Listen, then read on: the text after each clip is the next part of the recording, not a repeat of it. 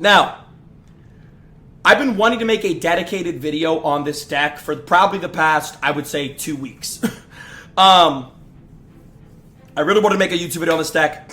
It is, without a doubt, as y'all know, I've been back in Clash, playing Clash daily for 5 months now. This right here is, hands down, without a doubt, the most meta-killing and broken deck I've ever seen in my entire life. Now, there's a lot of reasons for this, and I'm going to explain every single one of them. Here's the thing. 4 of these cards in this deck are getting nerfed September 1st. So, if you want to use this deck, you have 8 days to get as much medals as you possibly can. It is one of the most disgusting decks in the game for a multitude of reasons. Spirit Empress needs an emergency nerf. She's getting a nerf. I don't even think it's big enough of a nerf. They're only nerfing her health. Spirit Empress, she's way too tanky. She has way too much range. The minions, they need an emergency nerf. They're very, very, very good. I think their nerf is going to offset them a little bit.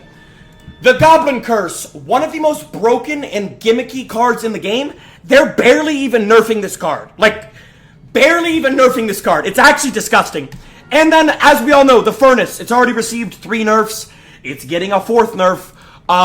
Broken. Now, there are cards in this deck that should get nerfs that are not going to get nerfs. 2 more. I think the Rage is fine where it's at. It just got nerfed. The Goblin Giant. In its evolution form. I'm not talking about the regular Goblin Giant. The regular Goblin Giant is completely balanced. The Goblin Giant, in its evolution form, is one of the most stupid and gimmicky cards in the game, especially when it's being combined with the Goblin Curse and the Rage.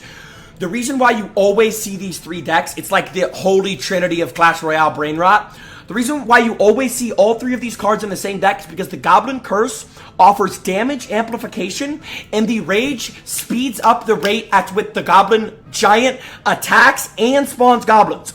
As you know, when he's in his evolution form, he spawns goblins once he reaches half HP. Now, here's deep, deep, deep bag work. I'm going to use this deck in a challenge. You have 2 options. You can use Royal Chef or Cannoneer. It's what you prefer.